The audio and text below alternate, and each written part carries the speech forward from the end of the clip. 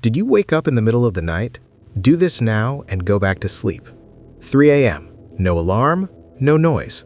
Nothing went off, nobody called you. Your body just decided it was done. And now it starts. That thing. You know exactly what I'm talking about. You close your eyes, you tell yourself, okay, just go back to sleep, it's fine. And your brain goes, nope.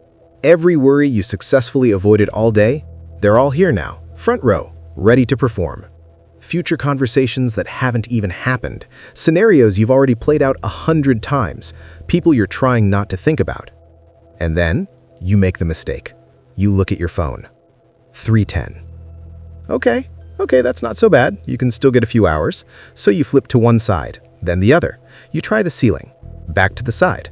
You close your eyes harder, like that's gonna help. And when you check the screen again, 4 a.m. A whole hour. Gone. Just gone. And now the panic sets in, because you already know what tomorrow is gonna look like. You're gonna be useless, can't focus, can't think straight, running on fumes by noon. And here's the part that makes it so cruel. The harder you try to fall asleep, the more awake you become. Your brain locks into this loop of desperation, which triggers your stress response, which makes sleep even more impossible. And now you're just lying there, staring at the dark, waiting for your alarm to finally put you out of your misery. If this has happened to you at least once a week, you're not broken, you're not alone. And honestly, there's a specific technique that cuts this loop off at the root. No meditation, no herbal tea, no app. Under 8 minutes. And I'm gonna walk you through it right now. Stay with me. All right, before we get to the actual fix, I need you to understand why this is happening. Because once you get it, the solution makes so much more sense. It's not random. It's not stress alone. There's actual biology behind this. Here's what's going on. Your brain runs your sleep in cycles, roughly 90 minutes each. In the first half of the night, those cycles are packed with deep, slow-wave sleep. That's the good stuff, the physically restorative kind. Your body repairs tissue, consolidates memory, does all its maintenance work. But here's where it gets interesting. As the night goes on, the balance shifts. By the time you hit that 2 to 4 a.m. window, you're spending way more time in REM sleep, which is your lightest stage. And in REM, your brain activity looks almost identical to when you're awake. So almost anything can pull you to the surface. A car driving by, a temperature change, or, and this is the big one, your own thoughts. Now, here's something most people have never heard, and I think it's actually kind of wild.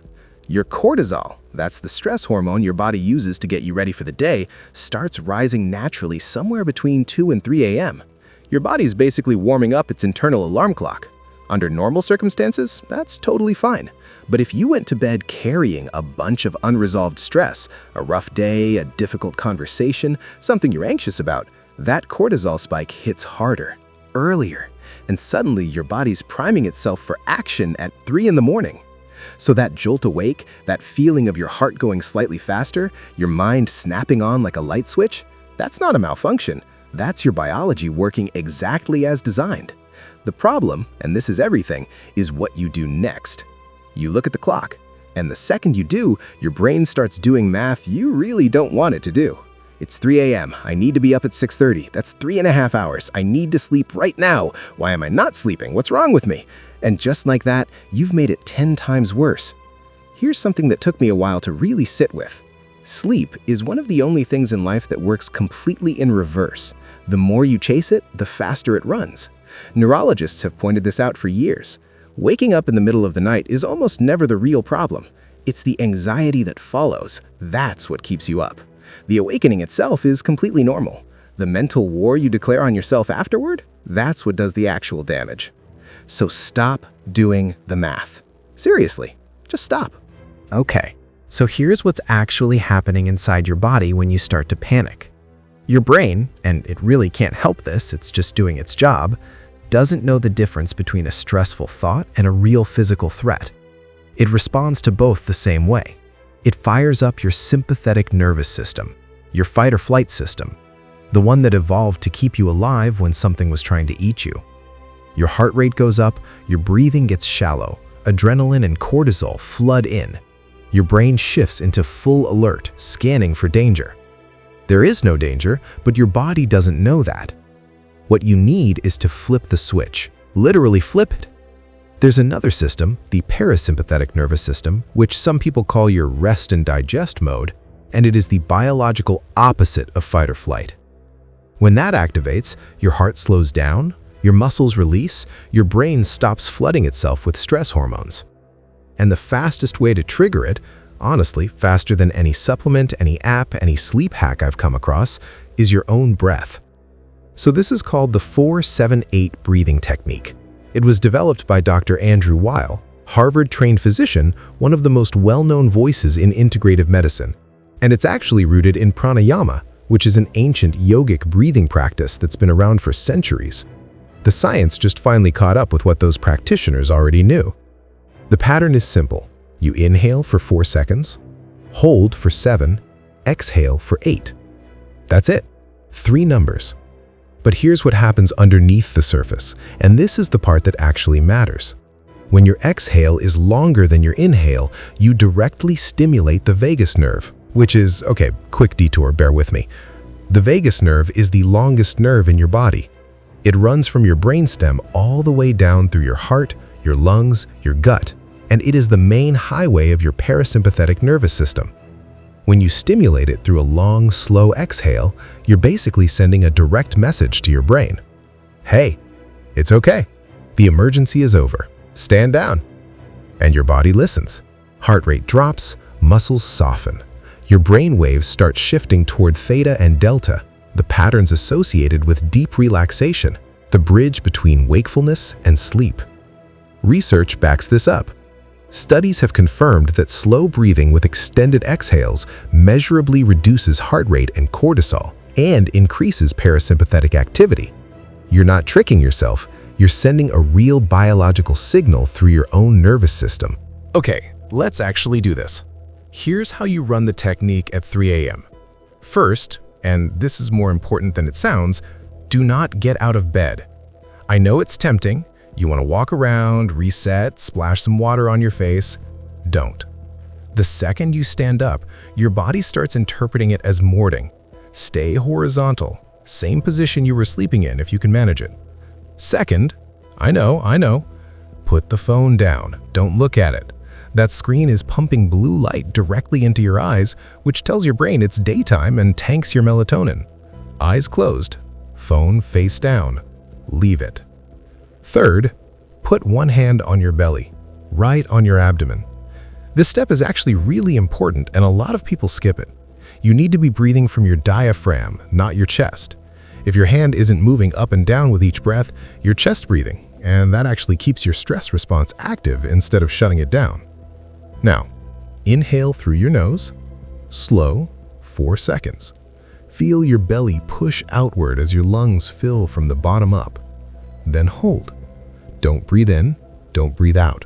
Just hold for 7 seconds. Let the oxygen settle. Then exhale through your mouth for a full 8 seconds.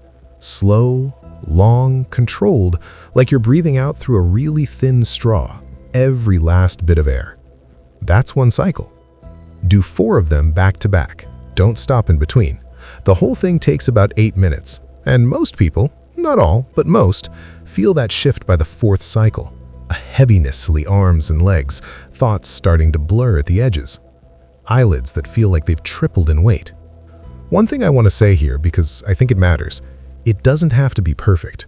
If you hold for 5 instead of 7, fine. Exhale for 6 instead of 8, also fine. The ratio is what creates the effect. Exhale longer than inhale. That's the whole mechanism. Everything else is just structure to help you stay consistent. Now here's the part where I see a lot of people mess this up, even when they do the breathing correctly. They're still thinking about sleep. Is it working yet? Am I getting drowsy? Come on.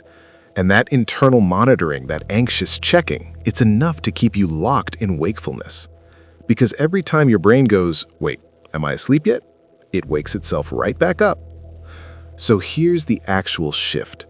During those 4 cycles, I want you to completely forget about sleep. That's not the goal right now. Your only job is the breath. 4 in, 7 hold, 8 out. That's your whole world for the next 8 minutes. No tomorrow, no alarm, no mental to-do lists, just the air, in and out. And here's the thing. This is almost frustrating how true it is. The moment you stop trying to sleep and just focus on the breath, sleep shows up on its own. You can't force it. You can only create the conditions for it. Sleep is not something you do, it's something your body does when you finally get out of the way. Now, sometimes you wake up and it's not just thoughts, it's physical. Your chest feels tight, your heart's beating a little too hard, there's this tension sitting in your sternum like something's wound up too tight. If you've ever felt that, you know exactly what I mean. That's usually unprocessed stress that's been building throughout the day. Your brain actually uses sleep to process emotional load, and if there's a lot of it, sometimes it surfaces physically. In this case, before you start your 4 cycles, do just one long exhale first. One slow, deliberate release. Let whatever's sitting in your chest go, then start the cycles normally. And if you go through 4 full cycles and you're still not asleep, don't spiral on it. Don't decide it's not working, start another block of 4. And if it still takes a while, okay, here's something genuinely reassuring. Lying still in the dark, even without sleeping, is not wasted time. There's real research around something called non-sleep deep rest. Quiet stillness, no light, no screens, no movement, and it provides actual neurological recovery. Not as good as sleep, obviously, but it's not nothing. You're still restoring. The worst thing, genuinely the worst thing you can do, is get up, turn on a light, pick up your phone, and try to scroll your way through it. That doesn't reset your nervous system. It resets it in the wrong direction. It tells your brain, we're awake now, we're doing things. Stay still, stay dark, stay breathing. So, let's land this. 3 a.m., eyes open for no reason. Instead of reaching for your phone, instead of doing the sleep math, instead of waging a mental war against yourself, you stay in bed, hand on your belly, eyes closed, and you breathe. 4 in, 7 hold, 8 out. 4 cycles. Only thought in your head, the breath. Not sleep, not tomorrow, just the breath. That's the whole thing. And it works because it's not a trick, it's biology. You're giving your nervous system the signal it's been waiting for, and your body, finally given permission, does exactly what it was built to do. All right, I want to know, do you wake up in the middle of the night at least once a week? Drop a yes I do or a no I don't in the comments right now. I'm genuinely curious how many people are going through this, and it helps me figure out what to cover next. If this helped, hit the like button. It takes 2 seconds and it genuinely helps more people find this when they need it. And stay close, because knowing how to get back to sleep is only half of it. The next video is about what happens in the morning. I'm going to walk you through a protocol that resets your entire circadian system, so eventually you wake up on your own. No alarm, no dragging yourself out of bed, just actually ready. That's the other side of this, and trust me, you want that one too.